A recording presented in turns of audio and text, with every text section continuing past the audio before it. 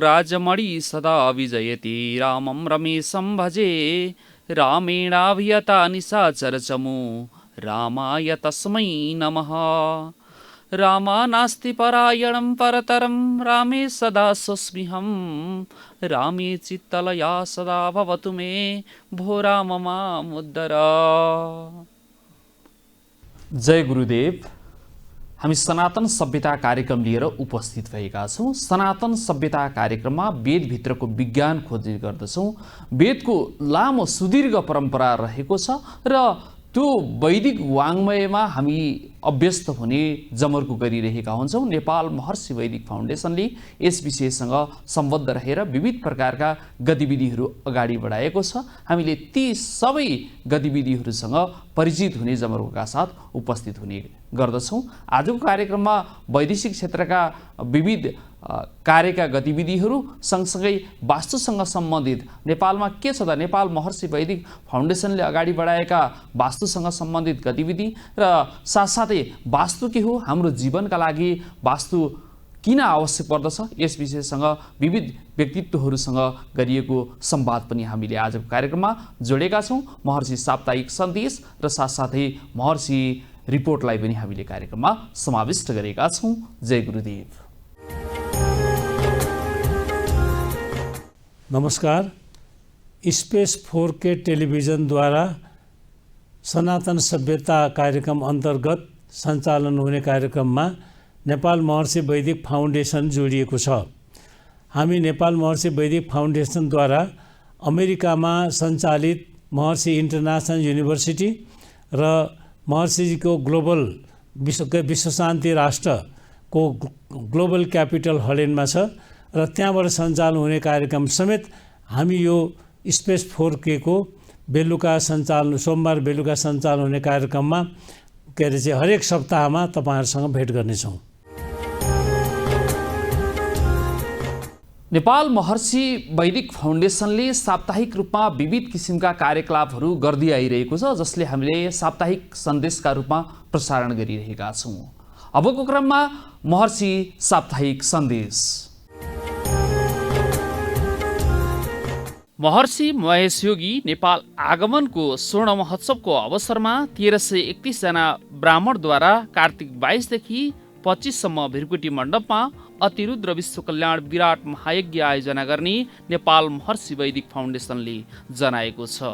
उक्त कार्यलाई गतिरूप दिनका लागि नेपालका वेदविज्ञ, सन्त महन्त तथा तत्क्षेत्रका विज्ञहरूसँग विचार विमर्श गर्ने कार्य द्रुत गतिमा अगाडि बढेको संस्थाका विशिष्ट प्राज्ञिक व्यक्तित्व भरतराज पौडेलले जानकारी गराउनुभयो। सन्त समाजका अध्यक्ष 1008 स्वामी ज्ञानानन्द सरस्वती सहितको उक्त भेटघाट कार्यक्रममा महर्षि महेश योगी नेपाल आगमनको स्वर्ण महोत्सवमा आयोजना गरिने अतिरुद्र महायज्ञको विधि तथा प्रमुख आचार्य र सह आचार्यका विषयमा समेत विचार विमर्श भएको छ। नेपाल महर्षि वैदिक फाउन्डेसन वेदका क्षेत्रमा, विज्ञानका क्षेत्रमा, ज्ञानका क्षेत्रमा अथवा विविध क्षेत्रमा अगाडि बढ्ने एउटा महत्त्वपूर्ण संस्थाका रूपमा चिरपरिचित छ, जो महर्षि महेश योगीको मार्गलाई यसले शिरोधार्य गरेर अगाडि बढेको हामीले पाइरहेका छौँ। विशेष गरेर नेपाल महर्षि वैदिक फाउन्डेसनको अभ्युदय के का लागि हो त, यी विविध विषय वस्तुहरूसँग पनि हामी परिचित हुने गर्दछौँ। वैदिक वाङ्मयमा तपाईहरूलाई प्रवेश गराउने जमर्कोका साथ उपस्थित हुने गर्दछौँ। आजको कार्यक्रममा वैदेशिक क्षेत्रमा रहेका विविध गतिविधिहरू जो भावाती ध्यान साथसाथै वास्तुशास्त्र र हाम्रो यौगिक सत्ता, यस विषयसँग सम्बद्ध रहेको अन्तर्वार्ता हामी तपाईहरूमाझ प्रस्तुत गर्दैछौँ। जय गुरुदेव।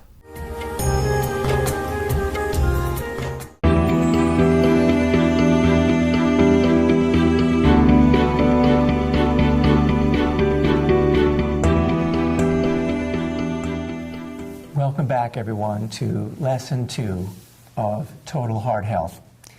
Today we're going to talk about the practical programs for all the mind-body types and for each of the 3 mind-body types.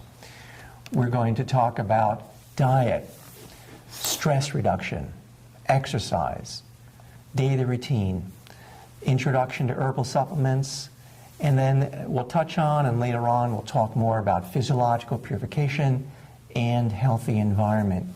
These are the core components of the Total Heart Health Mind-Body program. And these are so important because modern physiological research has shown that what we eat affects our arteries in our heart. Actually, what we think and how we feel, our state of emotions, affects the chemistry in our brain, and then the chemistry in our brain affects the chemistry of our body because hormones go from the brain and nervous system to the rest of the body. So even our thoughts affect our heart, and from the Ayurvedic point of view, we heard about how the heart and brain are so connected. From the modern point of view, exercise affects our state of cardiovascular system, and we're really going to fine-tune that. All of our behavior affects our biochemical state inside our brain and the rest of our body. So all these lifestyle factors have physiological bases, and now we're going to go into this ancient science, which is in accordance with the most modern sciences, for balancing each of these areas for your total mind-body program. So at this point, I'd like to invite Dr. Shrestha back to talk to us and share with us this knowledge of the ideal daily routine from the Maharshi Ayurveda point of view. Dr. Shrestha. Thank you, Robert. And I think we are all aware of this very fact that lifestyle choice and what are the changes that we are going to make into our day-to-day routine and how we live is one of the most profound impact that is going to have not only on our diseases but also how we are going to structure our life. Premier health institutions like Mayo actually recently came up with a program called TLC. It's not the acronym for tender love and care, but they call it as TLC, as therapeutic lifestyle changes. And everybody is very clear to understand that how do we educate people from the first thing what they do in the morning till the last thing what they do in the evening. And that's why from a classical Maharshi Ayurveda point of view, your daily routine is absolutely valuable. So we usually advise people that what do they do, especially early in the morning. And these are two very interesting times. And as Dr. Schneider was telling you about, that we are a replica of nature. So everything affects what is going on in the universe. When we wake up, when the sun comes up, and when the sun goes down. These are the two very interesting times. And in Vedic culture, we give a lot of importance to these times from dawn to dusk. The birds are aware of it, they leave their nest at that time, come back at the proper time. So how we synchronize our day-to-day rhythms of our physiology with the rhythms of the universe. And that's why the value of routine is very important. Currently, when I see my patients in practice, they sleep whenever they want, they wake up whenever they want, they eat anything, anytime, whenever they want, they have sex whenever they want. And so you can do all of these things, but if you keep on violating these laws of nature, it's sooner before later you will end up in... You know, if I do, there's a whole science of chronobiology. And this shows that there are physiological rhythms that correspond with these times of day when you're talking about. In the early morning, there's a surge of cortisol in the blood, one of these hormones that wakes up all the metabolic process of the body. Blood pressure is low during the night, but around 6 in the morning approximately, it begins to go up. Adrenaline and noradrenaline also change during the day. Brain waves change at different times of the day. So even in the science of chronobiology and chronomedicine, there are correspondences to this Ayurvedic view of ideal daily routine and ideal times for different activities. And the interesting thing about Dr. Schneider is the body knows how to in sync with the changes in the nature automatically. But we try our best to throw a wrench in the perfect functioning of the physiology by adopting to an unhealthy routine or a lifestyle. So I think if we just allow ourselves to wake up right around the sunrise or right before the sunrise, or rise early in the morning, preferably about 30 minutes before the sunrise, because that's the time when the sleep fades away lightly and it becomes a little bit light and you feel like you're done with sleeping and you want to wake up. First and the foremost important activity once you wake up is evacuating your bowels and bladders. And it's considered to be a great sign of health if you can have an effortless evacuation of bowels and bladder around at that time. Cleaning and brushing your teeth, especially from Maharishi Ayurveda point of view. Mouth is a place of bodha kapha, so using things which are cleansing all the sweetness in the mouth, which are using some bitter quality toothpaste and tooth powders, which is always good. Cleaning and scraping of the tongue in the morning. We always talk about in medicine, tongue is the reflection of your intestinal function or your state of digestion. And so scraping your tongue or even looking at your tongue in the mirror every day is also a very self-referral experience. And I encourage this to all my patients. Look at your tongue every day before you brush your teeth and everything in the morning.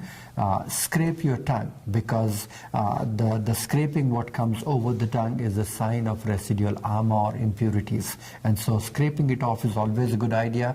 The reason being it opens and enlivens the taste buds on the tongue so that you can really recognize the taste in the food properly. If the taste buds are coated, then you don't recognize the taste, and once you don't recognize the taste, it doesn't secrete all the digestive enzymes and juices properly. So to improve your digestion, cleaning your teeth and cleaning your tongue is very important. And Dr. Schneider will agree that oral health is considered to be a great marker for cardiovascular disease with the new research. There is data showing infections in the gums and teeth may be related to the immune system. The immune system is related to the vascular system. Absolutely, because it all correlates back to the state of digestion. And we always talk about that if you have periodontal diseases, gum diseases, it's very likely that you may develop even a cardiovascular disease condition just because of that. So taking care of all your sensory faculties on an everyday basis, which is your nose, eyes, tongue, your skin, is one of the premier principles of Maharishi Ayurveda.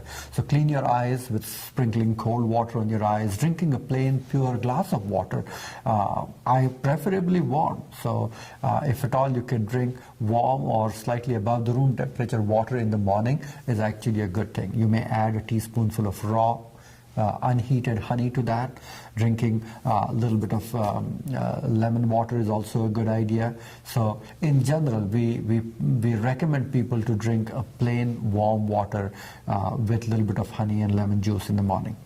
First thing which is very important as a part of daily routine is doing a self-massage from head to toe. We recommend warm sesame oil for self-massage and soles of the feet for about 5 to 10 minutes before you take shower. Because doing that activity, and these are again very interesting activities when you clean your own tongue, when you feel your own pulse, when you do things for yourself, when you're massaging yourself, these are very self-referral activity which connects you with your own body. And it initiates that healing response within your body. Skin is the biggest organ in the body and is the richest source of neurohormones and neurotransmitters, I guess. So it creates a sense of well-being, and it kind of boosts your immune system and vitality.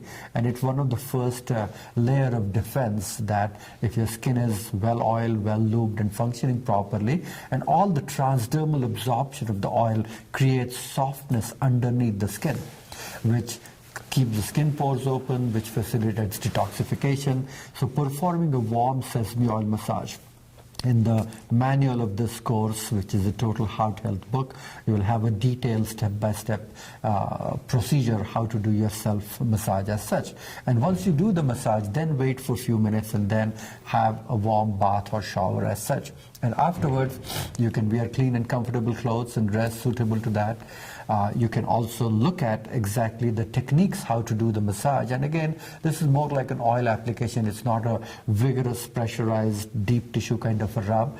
It's more long strokes over the flat area of the body, more circular strokes around the joints. So all the self-oil massage is good to apply all over the body, wait for a few minutes, and then take shower afterwards. And so in general, I think it's a great, great way to start your day. I wonder about the wake-up time. Sunrise or before sunrise is certainly ideal.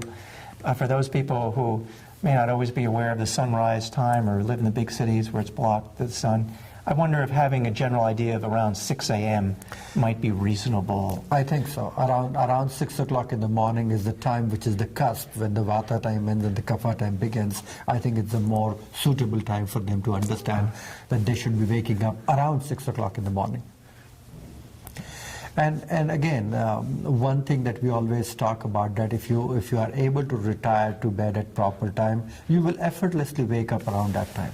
So it's not putting a buzzer or putting an alarm at that time, but training your body and training your biological clock that you're effortlessly waking up at the time. You're effortlessly hungry at the right time when you're supposed to eat. So you're syncing yourself with the laws of nature. And I think that's the key, because we always see it in our patients and clients. Once they start doing it, they get into that balanced routine. So another important aspect about morning routine is eating a balanced breakfast. You need to select healthy foods according to your mind-body type, suitable to the given stage of the season and the routine and the type of work you do. Those people who do a lot of physical activity and strenuous work can eat a little bit of more healthier breakfast. Those people who are not doing a lot of physical activity and have a sedentary job or lifestyle may adopt for a lighter breakfast as such, and we'll talk a little bit more about the foods as such. But eating a balanced breakfast is the key in the morning.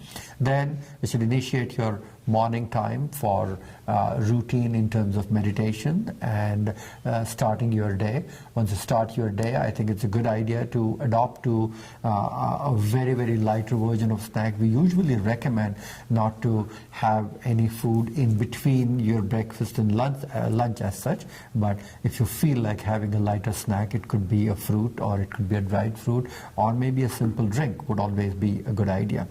Another important concept of Maharishi Ayurveda is eating when the sun is prominent in the middle of the sky at that time. So between 12:30, 1 o'clock is when sun is at its peak. And so you need to have your lunch consisting of balanced, healthy foods at that time, because your digestive fire, which is syncing with the sunlight, is more stronger in the middle of the day at that time. So your lunch should be balanced, healthy foods. Having a little bit of a short rest after the food is always a good idea, because if you rest just for a few minutes, it's not sleeping, but just lying down and resting is always a good idea, because a lot of circulation is going in your digestive tract. Then you can resume your work and study. You can do your mid-afternoon relaxation. You can come back and do your evening meditation and meditation program. Have a soothing drink as if at all you feel like hungry, or having a snack or something. But ideally, again, preparing yourself for an evening routine or the afternoon routine is again very important, because everything what you're going to do around 5 to 7 p.m. in the evening is again creating a second pole, which adds to some components of some brisk physical exercise which are suitable to your mind-body type. You can engage into your transcendental meditation program. You may opt a lighter dinner, which is consisting of balanced and healthy food. So you want to eat more of a healthier meal in the middle of the day and have a lighter dinner. And this is a very interesting point, and especially in regards to heart health, we see quite a few of our patients who eat very lightly during the day because they're busy with their work, and come home and have a huge big meal late in the evening. And they literally sleep after that. So you eat a big meal, and when they sleep, their heart rate, pulse rate, respiratory rate, even the metabolic rate drops down when they're sleeping, and the food just stays there in their body, in their belly, without being digested, and they start their day feeling that degree of ama, feeling low energy, lack of vitality and dullness. So I think one of the most important takeaway point from this Total Heart Health course is how can you make your dinner a little bit light and make sure that you digest the food even before you sleep. So when you finish your dinner around 7 o'clock or something, and if you're in bed around 9:30 or 10:30, then the greater part of this food is very well digested. And so having a lighter dinner and making sure that you digest your food well before you even sleep. It's always a good idea to go for a gentle walk after dinner for a few minutes, 15-20 minutes. You can do relaxing and recreational activity later in the evening. And again, this is a very important part because the two poles which we talk about, first thing in the morning and the last thing in the evening, what you do first thing in the morning sets the tone for the rest of the day, and what you do the last thing in the night sets the tone for the quality of the rest that you're going to get. There is research in the modern literature showing that sleep correlates with aging. People get 6 to 8 hours of sleep actually live longer than people who get less. And I'm sure the quality of the sleep also would relate to longevity. And the quality of sleep actually relates to heart disease. As you mentioned, sleep apnea, which is a kind of disturbed sleep pattern, is an emerging risk factor. So all you're saying about making sure we sleep well at night, during the day we're active, and we intersperse these periods of rest and activity really makes sense from the modern point of view. Now I'd like to talk about diet from the Total Heart Health program. And there are only a couple of core principles that everyone should follow for diet. These are from the science of Maharishi Ayurveda, and they're all consistent with modern medicine. First principle is eat fresh foods, not processed, not preserved, not packaged, stored, canned, or left over. Ideally from the farm, ideally local, but at least fresh and unprocessed. And second, without chemicals. That means organic and non-GMO, non-genetically modified. Research has shown that genetically modified foods has physiological effects, can cause hypersensitivity reactions and also other physiological effects. Organic foods are considered to be more nutritious from several points of view, from the modern point of view, and then from the Ayurvedic point of view, fresh and organic has all the intelligence that nature intended, all the prana, we might say, or all the intelligence of nature. Third main point of eating for total heart health, less meat, more vegetables. Meat consumption actually has recently been related in studies from major universities to be related to increased mortality rates. So populations that eat less meat, particularly less red meat, have higher rates of longevity, lower rates of heart disease, lower rates of cancer. There's this famous idea now of the Mediterranean diet, which is very popular in modern circles. And one of the features of the Mediterranean diet is low meat, particularly low red meat. And this has been prescribed by Ayurveda for thousands and thousands of years. Instead, increase the vegetables, increase fruits, increase whole grains. Proteins can be gotten from legumes, nuts, dairy, and we'll talk about that. And there are recipes in the book for how to prepare those dishes. We have an Ayurvedic cooking course available online that also teaches you how to do that. And this is all consistent with modern research and has been validated for millennia for improving cardiovascular health. Finally, eat a diet according to your mind-body type. You can adjust it for whether you're more Vata, Pitta, or Kapha, and we'll learn about how to do that today. That was about what to eat. Equally important in the Total Heart Health program is how to eat. Because this is something that modern medicine has really ignored or hasn't really discovered yet, but is known in Ayurveda that there's the quality of your digestion is as important as what you consume, how you handle it, how you process it, how you metabolize it. And that's called digestion, or Agni in Ayurvedic terms. And one way to make sure that your digestion is ready to eat is to listen to your own body. That means listen to your hunger level. Eat when you're hungry. Second main point is eat regularly. We just heard about the ideal daily routine, which is regular. That's, I think, a central point of the Total Heart Health program. The sun rises and sets regularly every day. It changes times with seasons, but it's still on this 24-hour cycle, rising and setting. The planets move around the sun. Nature has these orderly cycles within it, and if we can attune ourselves to those orderly cycles, which means eat, for most people it means eating 3 meals a day. It can be a light breakfast, as we just heard about. Main meal of the day at lunch, very important when digestion is greatest, and then light meal in the early evening. That's regular, should be like that every day, not skipping and not eating at different times. Fourth main point about how to eat is eat in a settled environment, because the brain and the gut are actually linked by nerves and neurotransmitters and neurohormones. So when you feel tightness in your stomach, when you're upset, that's not just a so-called psychosomatic reaction. You're not making that up. That has a very real physiological basis. So what if your digestive system was maximally relaxed?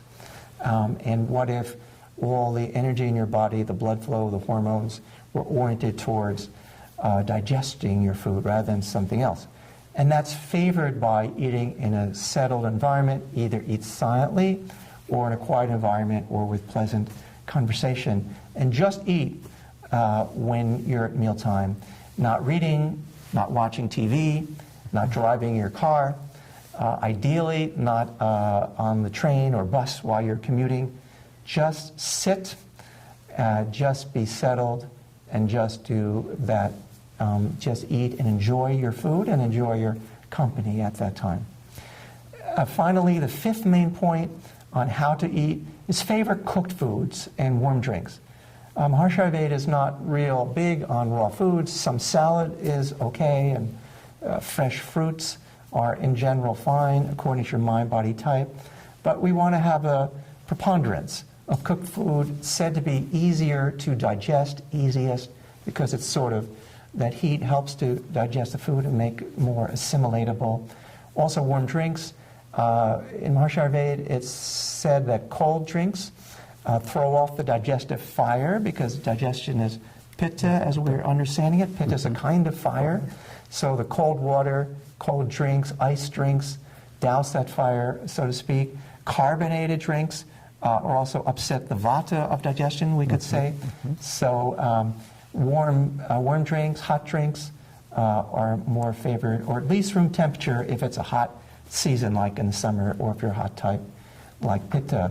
So with those 5 principles of how to eat and the 4 main principles of what to eat, the big 9 we can say, you've got it. Those are the main points for eating. And now to go into one of those points, eating according to your mind-body type, but in a wholesome, balanced, fresh, organic, unprocessed way, I'd like to ask Baidunath to expand on the mind-body diets. Well, and it's very interesting what you say, that when you need to ask yourself whether you are hungry, you should be eating in a settled atmosphere, you should be eating with full attention. There was a research which had come out recently where most of the Americans reached for a snack when they were actually thirsty. So we are so disconnected from our body that we can't even differentiate between hunger and thirst. And so when we are eating on the go, when we are not eating the food properly, I think that all leads to this undigested residual impurities which clogs the channels and becomes the first step to create multiple imbalances, including clogging your arteries. So I think the basis of diet is very important. And one thing which I would like to quote Maharishi on here is Maharishi always used to define diet as something what you take in from any field of perception, from any mode of intellect, that is diet. So it's not only what you eat, but what eats you. That's also very important, because everything what you take in, how you metabolize all the information and experiences in your physiology is also an important aspect of diet, because that's what you're taking in. So it connects to that thread of wholeness that we talk about, because when you look what is in your plate, it's just 1/5 of the total ingestion that you're going to have. And so before we go into details about diet, I just want to highlight that point that I see quite a few people who eat healthy organic food, but they are still having a lot of issues in their other areas of life. And so if at all you're paying attention to all of that, I think that's what is the real diet, because the nourishment, which is the core functioning of diet, it should nourish your body, it should nourish your mind, and it should create abundance and prosperity and luster in every area of your life. Because we have a saying in Ayurveda that to eat is human, but to digest is divine. And so respecting that digestive function is always very important. So especially if you're a Vata type, if you're a lean and thin person who has difficulty to gain weight, may easily lose weight, you have to be very careful about what kind of grains you're eating. So we always favor eating the right kind of grains for a Vata person, who are eating whole grains, which are especially complex carbohydrates, preferably unleavened kind of a flour and flatbreads, at least toasted and warm kind of a things. You can always add right kind of grains like bulgur, couscous, rice, especially whole grain rice. Basmati rice is a little bit lighter and easier for digestion. You can also eat a good quality grain like quinoa or amaranth, which is good nourishment, but it's lighter and easier for digestion.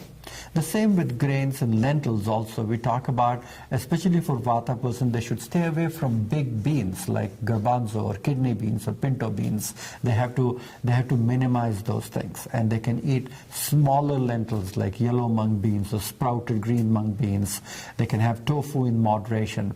Always they can have some of these spices which can be sauteed with some digestive spices. Nuts, if they soak them properly, are all good. Dairy is a great food for Vata pacifying qualities to it. They can take low fat or diluted milk, and whole milk is always good. We usually recommend, instead of having a processed low fat or skim milk, they can dilute the milk with some water. You can add some right kind of spices to it, which will become easily digestible. Goat's milk is good for Vata type. Buttermilk in moderation is all good. Everything what they do is in regard to smaller quantities. They do not have a very robust sense of hunger. So their Agni is Vishamagni, which is a bit irregular. So they should eat small quantities a little bit more frequently than often, and stay away from very hard cheeses. But fresh cheeses are actually very, very good for a Vata person as such. Vegetables, Vata is a body constitution which does not tolerate dry, cold, raw foods. So we usually advise them to eat foods which are cooked, like lighter, easily digestible foods could be zucchini, asparagus, artichoke, carrots and beets, cucumbers, fennel, squashes. All of these in small quantities and lightly cooked with a little bit of oil.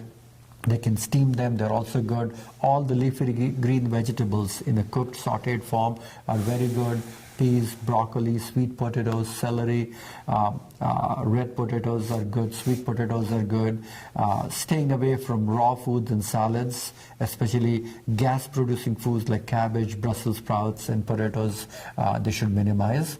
They should favor fruits which are sweet and juicy. It's a great food for Vata type because it gives them that instant quality of lightness, clarity, especially foods like grapes and cherries and berries, peaches, mango.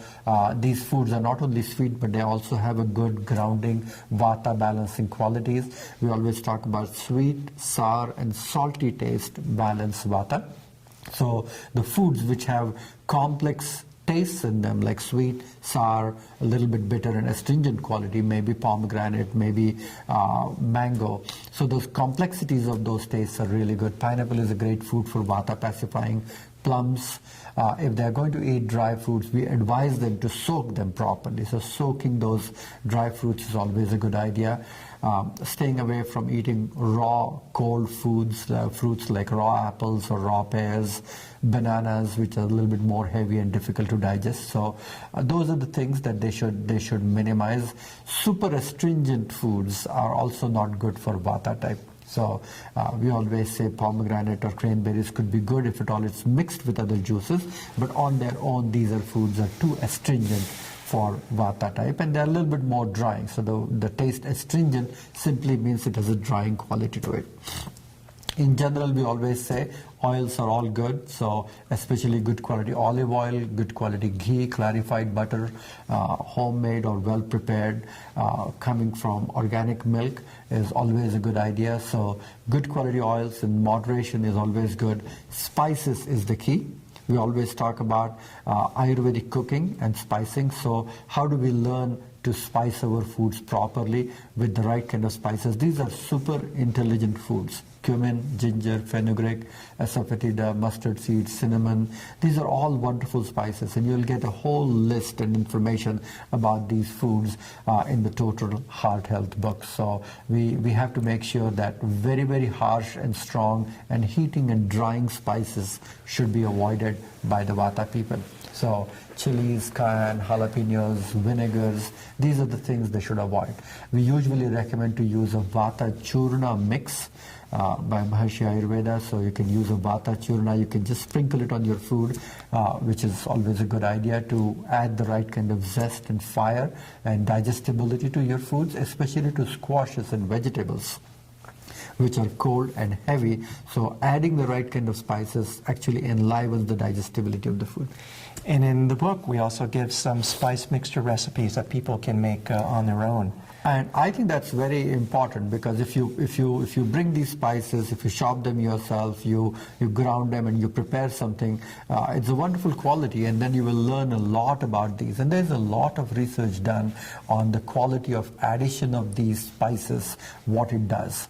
And there's an interesting research which came out about the role of turmeric in the reversal of cholesterol deposits in the heart arteries, as well as cholesterol deposit in the cerebrovascular areas also. So how a simple spice with its day-to-day consumption not only reduces inflammation, but improves the blood supply to your heart and brain both. So I think there's a lot of quality, there's a lot of wisdom of using the right kind of spices in the right proportion. When we say using the spices doesn't mean very hot and spicy food which you're sweating while you're eating, but eating balanced proportion which makes the food flavorful, tasty and digestible both.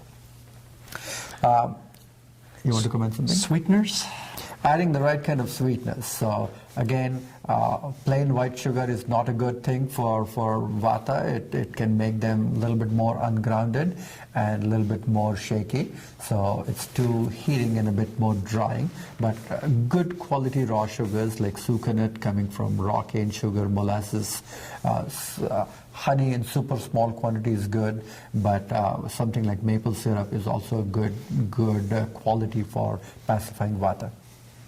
Sweet is the taste for pacifying Vata, but sweet doesn't mean that it has to be a cookie or a cake or a pastry.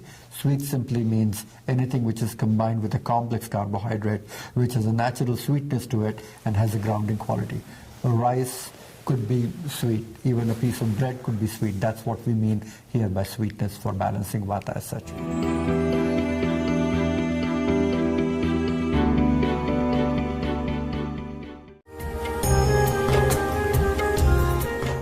Vastu पृथ्वी जल तेज वायु आकाशसँग सम्बद्ध रहने विशिष्ट क्षेत्र हो, जो पूर्वीय वाङ्मयसँग जोडिन्छ, शास्त्रसँग जोडिन्छ र विशेषतः वेदसँग जोडिने गर्दछ।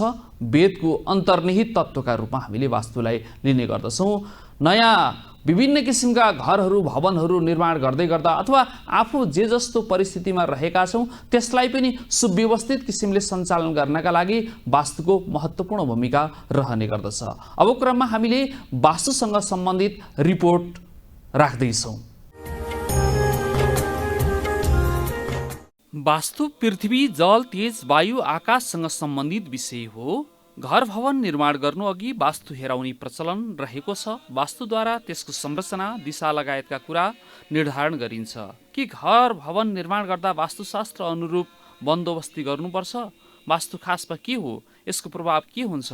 यसै सन्दर्भसँग हामी जोडिएका छौँ। यसलाई सरल रूपमा कसरी बुझ्ने? वास्तु भन्ने शब्दले नै जनाइरहेको छ कि वस्तु, हरेक चिजको एउटा भाइब्रेसन हुन्छ। त्यो जीवित होस् वा निर्जीव, तिनीहरूको आफ्नो आफ्नो एउटा ऊर्जा हुन्छ। र सकारात्मक र नकारात्मक गर्ने कारक नै वास्तु हो। त्यही भएर वास्तुशास्त्रलाई हाम्रो तत्त्व अनुसार चलाउन जान्यौँ भने यसले हामीलाई फाइदा गर्छ। वास्तवमा कुनै पनि व्यक्तिलाई ग्रहले दिने ऊर्जा वा त्यसले पार्ने असर भनेको 50% हुन्छ भने 50% चाहिँ हाम्रो कर्म हो। भाग्य र वास्तुको संयोजनको आधारमा नै हामीले हाम्रो दैनिकी गुजारिरहेका हुन्छौँ। घर निर्माण गर्दा वा कुनै पनि संरचना बनाउँदा किन वास्तु हेराइन्छ? लिच्छवी कालदेखि नै हाम्रो पूर्वीय दर्शनलाई हेर्ने हो भने वास्तुको सिद्धान्त अनुसार नै संरचनाहरू बनाइएको पाइन्छ। वास्तुको ऊर्जाको कारणले हामीले त्यस्तो महसुस गरिरहेका हुन्छौँ। वास्तु अनुसार घर वा कुनै पनि संरचना निर्माण गर्दा एक प्रकारको सकारात्मक ऊर्जा प्राप्त हुने भएकाले वास्तु हेराइन्छ। वास्तु अनुरूप घर भवन निर्माण गर्दा के फरक पर्छ? त्यसले के कस्तो प्रभाव पार्छ? तपाईले बस्ने घर, काम गर्ने कार्यालय जहाँ तपाईँ लामो समय बिताउनुहुन्छ त्यस्तो ठाउँमा यदि हामीले वास्तुशास्त्र अनुसार डिजाइन गरियो भने हामीले सकारात्मक ऊर्जा प्राप्त गर्न सक्छौँ। जसरी मन्दिर जाँदा हामीले एउटा छुट्टै प्रकारको सकारात्मक ऊर्जा प्राप्त गर्छौँ, त्यसरी नै घरमा पनि एक प्रकारको सकारात्मक ऊर्जा प्राप्त हुन्छ। वास्तु अनुसार घर बनाउँदा के कुरामा ख्याल गरिन्छ? आजका दिनमा कुनै पनि घर बनाउन वास्तुको ऊर्जालाई राख्ने विचार गरिन्छ। प्रत्येक मान्छेको जन्मकुण्डलीको जुन अवस्था छ त्यसको आधारमा पनि एउटा वास्तु बन्छ। स्थिर वास्तु र चलायमान वास्तु हरेक मान्छेको ऊर्जासँग मिलाएर बनाउने हो भने त्यसको वास्तुशास्त्र नै फरक हुन्छ। कुनै घरमा पूर्वमा मेन गेट राखिएको छ भने एउटा व्यक्तिलाई त्यो वास्तु सुहाउँछ भने अर्को व्यक्तिलाई नसुहाउन सक्छ।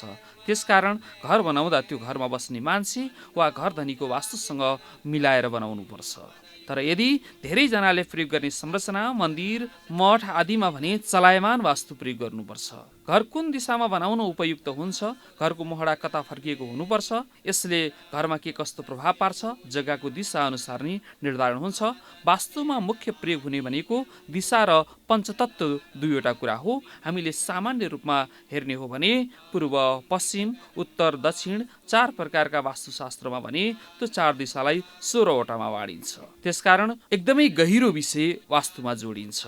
सार्वजनिक रूपमा प्रयोग हुने संरचना बनाउँदैछौँ भने दक्षिणको तेस्रो पदलाई लिएर बनाइयो भने सबैको लागि शुभ हुन्छ। तर कुनै व्यक्तिका लागि घर बनाइदिएछौँ भने त्यो व्यक्तिको ऊर्जासँग मिलाएर बनाउनुपर्छ। भान्सा, बाथरुम, भर्याङ उपयुक्त हुन्छ। सबै घरमा एउटै वास्तु लागू नहुन सक्छ किनकि यो एकदमै गहिरो विषय हो।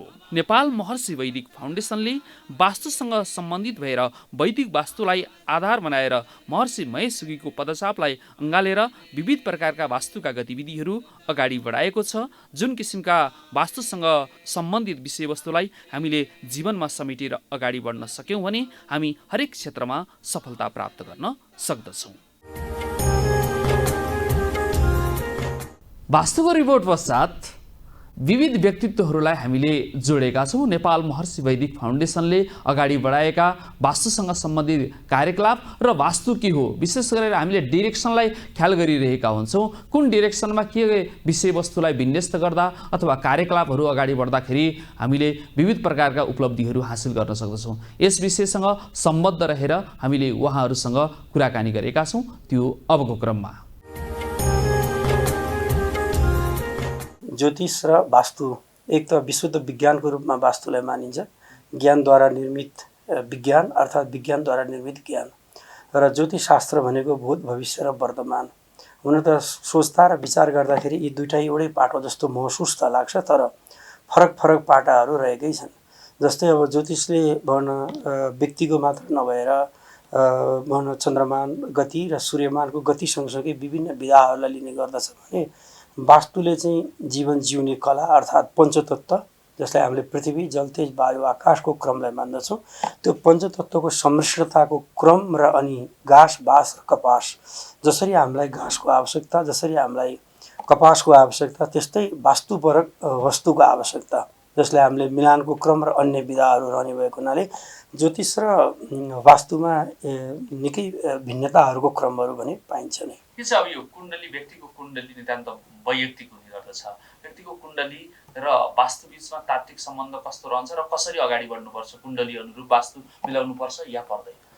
अहिलेका युवा पुस्ताहरूको लागि यो प्रश्न निकै जटिल प्रश्न पनि रहन्छ र अनि युवा पुस्ताहरूले यो प्रश्न सँगसँगै यो उत्तर पनि अनुसरण गर्नुपर्ने अवस्था पनि रहन्छ। जस्तै कतिपय कस्तो छ भन्नुहुन्छ भने ज्योतिषलाई पनि कर्मकाण्डीय पद्धतिमा मान्ने गर्नुहुन्छ, अनि वेद पुराण वाचन गर्नेहरूलाई पनि त्यस्तै कर्मकाण्डीय पद्धतिहरूमा सोच्ने गर्नुहुन्छ। साधु सन्त जो महाराजीहरू हुनुहुन्छ उहाँहरूलाई पनि त्यस्तै खालको सानो सोचाइमा सोच्ने पनि प्रचलनहरू भने हाम्रो नेपाल भूमिमा देखिएको छ। त्यही अन्तर्गत नै जस्तै कर्मकाण्ड पद्धति फरक पद्धति रहन्छ। हुन त एउटा बेस र आधार त एउटै नै हो, तर पनि कर्मकाण्ड पद्धति फरक पद्धतिको रूप, ज्योतिषशास्त्र फरक पद्धतिको क्रम र वास्तुशास्त्र फरक पद्धतिको क्रम र अनि अरू सन्त महन्त अर्थात् साधु सन्त सन्यासीहरूको फरक र अनि साथै त्यसमा पनि अहिले हाम्रो साम्प्रदायिक जुन क्रम जुन रहेको छ, साम्प्रदायिक जुन सम्प्रदाय विशेष, अब त्यो क्रम हुन त एउटै नै हो, तर त्यो पनि के पृथक रहन्छ। जस्तै यहाँले सोध्नुभएको प्रसङ्ग अन्तर्गत चाहिँ कुण्डलीमा नितान्त वास्तु मान्नुपर्ने अवस्था रहन्छ नि।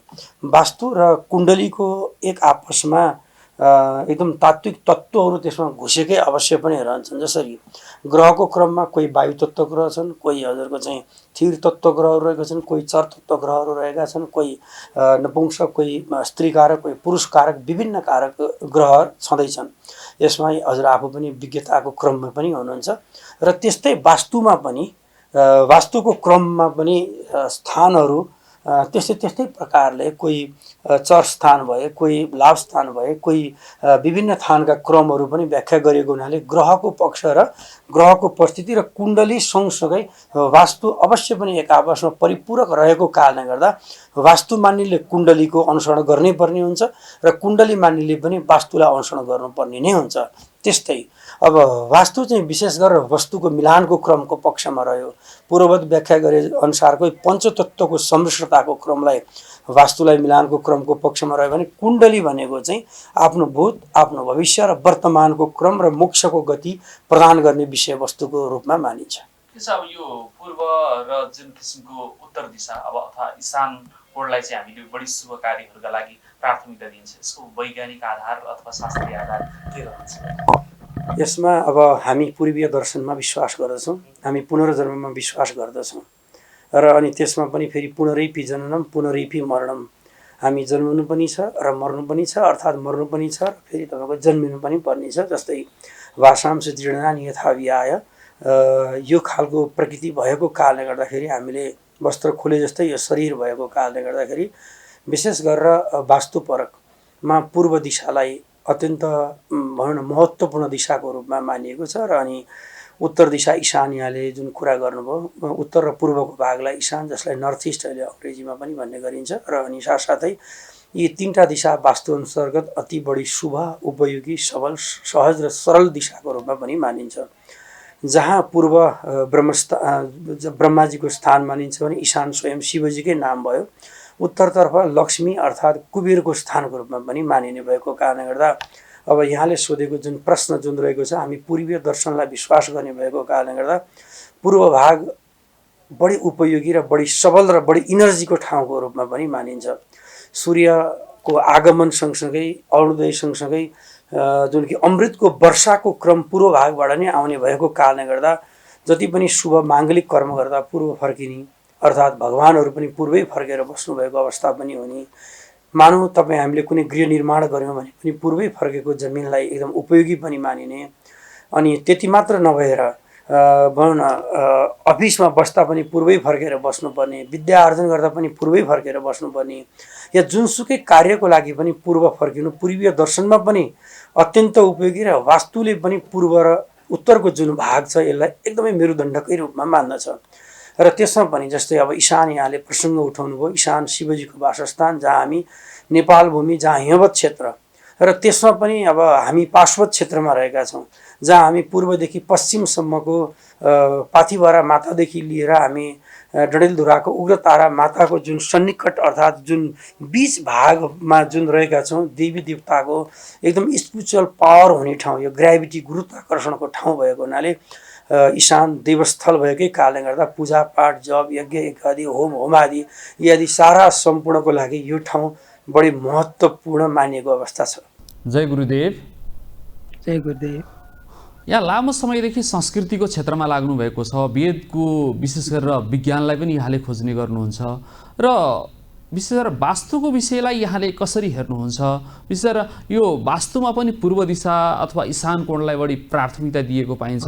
वास्तु के हो र पूर्व दिशा अथवा ईशान कोणलाई किन प्राथमिकता दिइन्छ? वास्तु अनुरूप चल्न सक्यो भने हाम्रो जीवन कस्तो बन्न सक्छ? हाम्रो सनातन धर्ममा चाहिँ नि वास्तुलाई साह्रै ठुलो महत्त्व दिएको छ। हाम्रो घर होस्, पाटी पौवा होस्, दरबार होस्, एउटा इनार होस् अथवा घरभित्र प्रयोग गर्ने हामीले विभिन्न सामानहरू, त्यो सैयादेखि मेचहरू पनि हुन सक्छन्। ती सबैको लागि चाहिँ नि वास्तुशास्त्रमा निर्देशन गरे अनुसार हामीले निर्माण गऱ्यौँ र तिनीहरूलाई स्थापना गऱ्यौँ भनेदेखि चाहिँ नि हामीलाई त्यसले सकारात्मक ऊर्जा पनि दिन्छ, हाम्रो जीवनशैली नै सुखमय हुन्छ भनेर त्यहाँ व्याख्या गरिएको छ। हाम्रो घरमा घर कलह हुने, एक आपसमा फुट आउने त्यस्तो कारणै के बताइएको छ भने त्यसमध्ये त्यसका विभिन्न कारणमध्ये एउटा कारण चाहिँ वास्तु हो। त्यसले गर्दा वास्तु पुरुषलाई पूजा गर्ने, वास्तु पुरुषलाई खुसी बनाइसकेपछि मात्रै जमिनमा हामीले उत्खनन गर्ने र त्यसपछि नै अरू विधानहरू पालन गर्नुपर्ने नियमहरू छन्। यसो अब यसमा चाहिँ संस्कृति पनि जोडिन आउँछ हामी सँगसँगै। यहाँ त संस्कृतिविद पनि हुनुहुन्छ।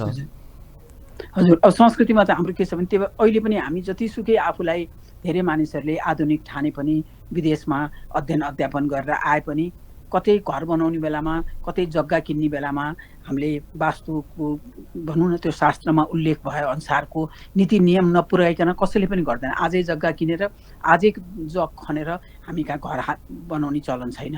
त्यसको लागि सुरुदेखि नै हामी के गर्छौँ त, हामीले त्यो वास्तुशास्त्रमा उल्लेख भए अनुसारको साहित्यहरू पनि हेरेर र वास्तुशास्त्रमा वास्तु पुरुषलाई जसरी हामीले खुसी पार्न पर्ने हुन्छ र वास्तु पुरुषको महत्त्वपूर्ण अङ्गहरू जस्तो शिरहरू भयो त्यहाँ चाहिँ नि दखल नपर्ने गरिकन उत्खनन गरेर त्यसमध्ये पनि अझ पूर्व दिशालाई बढी ध्यान दिएर त्यो विचार गरेर चाहिँ नि हामीले राख्ने चलन छ। संस्कृतिमा पनि त्यो वास्तुमा भएको कुरो संस्कृतिमा पनि आएको छ, त्यो कुरो हामीले आजसम्म पनि पालन गरिराखेको छ। के छ अब यो वेदभित्रको विज्ञान खोज्नुपर्छ भन्दै विभिन्न 12वटा विधामा नेपाल महर्षि वैदिक फाउन्डेसनले आफ्ना गतिविधिहरू अगाडि बढाएको छ। यहाँ नेपाल महर्षि वैदिक फाउन्डेसनसँग पनि परिचित हुनुहुन्छ। के छ नेपाल महर्षि वैदिक फाउन्डेसनले यी विविध क्षेत्रमा गरेका कार्यहरूलाई कसरी मूल्याङ्कन गर्नुहुन्छ? हजुर, अब नेपाल महर्षि वैदिक फाउन्डेसनप्रति म आभार व्यक्त गर्न चाहन्छु। उहाँहरूले जसरी युवा पुस्तालाई अहिले सबभन्दा ठुलो चाहिँ नि हामी हरेक कुरा गर्दाखेरि हस्तान्तरणको कुरा गर्छौँ। त्यो हाम्रा मूर्त सम्पदासँग सम्बन्धित पनि हुन्छन्, अमूर्त सम्पदासँग सम्बन्धित पनि हुन्छन्। त्यो क्रममा नव पुस्तालाई हामी कहाँ भएको सनातन धर्मका यत्रो विधि खजाना, यत्रो विधि गाडिएका धन छन्। हामीले एउटा सानो चिज मात्रै अहिलेसम्म उत्खनन गर्न सकेका छौँ। ती चिजहरू युवा पुस्तालाई विज्ञानसँग जोडेर कसरी सजिलो तरिकाले उनीहरूले त्यो कुरो बुझ्न सक्छन् र त्यो कुरोलाई प्रमाणित गर्न सक्छन् भन्ने कुरालाई उहाँहरूले जसरी एउटा कर्मकाण्डको माध्यमबाट त्यहाँ बुझाइराख्नु भएको छ। त्यो कतिचोटि यज्ञको माध्यमबाट छ, कतिचोटि होमको माध्यमबाट, कतिचोटि रुद्राभिषेकको माध्यमबाट र ध्यानका माध्यमबाट, हजुर हो, त्यो सबै कुरा गरिराख्नु भएको छ। र त्यसलाई विज्ञानसँग जोडेर जसरी उहाँहरूले व्याख्या गरिदिनुहुन्छ युवा पुस्ताले त्यो कुरो बुझेपछि उनीहरूले त्यो कुरो ग्रहण गर्ने हुन्छ। कति कुरो नभएदेखि धर्म भन्ने बित्तिकै धर्मको नाममा धेरै संसारभरि नै विभिन्न कुकृतिहरू हुने हुनाले मान्छेले कतिचोटि नाक खुम्च्याउँछन्। ओहो, धर्म भन्ने बित्तिकै त्यो त्यहाँ चाहिँ नि अरू खालि आडम्बर मात्रै होइन, पाखण्ड मात्रै हुन्छ कि भन्ठानी हुन्छ। तर होइन है, यो चिज के छ त, आडम्बर पाखण्ड होइन, त्योभन्दा माथि उठेर यसका धेरै कुराहरू विज्ञानसँग जोडिएको छ। खालि हामीले कति कुरा त्यसलाई के त बुझ्न सकेका छैनौँ, बुझाउन सकेका छैनौँ भनेर उहाँहरूले जुन भनिदिनु भएको छ, यसको लागि म उहाँहरूलाई जय गुरुदेव भन्न चाहन्छु, धन्यवाद भन्न चाहन्छु, आभार व्यक्त गर्न चाहन्छु। हस्, आफ्नो व्यस्त समय हामीलाई दिनुभयो, यसका लागि विशेष धन्यवाद। जय गुरुदेव। हजुर, मलाई पनि। नेपाल महर्षि वैदिक फाउन्डेसन विश्वलाई नै एउटा युनिफाइड फिल्ड अर्थात् त्यो एउटा चेतनाको सत्तामा पुर्याउने महत्त्वपूर्ण विधा हो, जसले हरेक व्यक्तिलाई सुसूचित गराउनका लागि अगाडि बढाइरहेको छ। हामीलाई पक्कै पनि यसले असल मार्ग र विशेष गरेर पूर्वीय दर्शन वाङ्मयसँग परिचित गराउने प्रचेष्टा गरिरहेको हुन्छ र हाम्रो जीवन के कसरी अगाडि बढिरहेका छन्, हामीले गरेका दैनन्दिन क्रियाकलापहरू हामी कसरी अभ्यस्त भएर अगाडि बढाइरहेका छौँ। वास्तवमै यस विषयसँग सम्बद्ध रहेर Nepal to lead the world अर्थात् विश्वलाई नेपालले नेतृत्व गर्न सक्दछ भन्ने कुरालाई अवलम्बन गरेर अगाडि बढ्ने विशिष्ट संस्थासँग सम्बन्धित कार्यक्रमका रूपमा सनातन सभ्यता कार्यक्रम रहेको छ। आगामी अङ्कमा फरक विषय र प्रसङ्गसहित पक्कै पनि सनातन सभ्यता कार्यक्रम लिएर उपस्थित हुने नै छौँ। तबसम्मका लागि नेपाल महर्षि वैदिक फाउन्डेसनसँग सम्बद्ध विशिष्ट व्यक्तित्वहरू र टेलिभिजनको प्राविधिक पक्षमा रहेर साथ दिने मित्रहरू र म कार्यक्रम प्रस्तुता कार्यक्रमबाट बिदा हुन चाहन्छु। सर्वे भवन्तु सुखिनः, सर्वे सन्तु निरामया, सर्वे भद्राणि पश्यन्तु, मा कश्चित् दुःखभाग् भवेत्। ओम शान्ति, ओम शान्ति, ओम शान्ति। सुशान्तिर्भवतु, सर्वारिष्ट शान्तिः।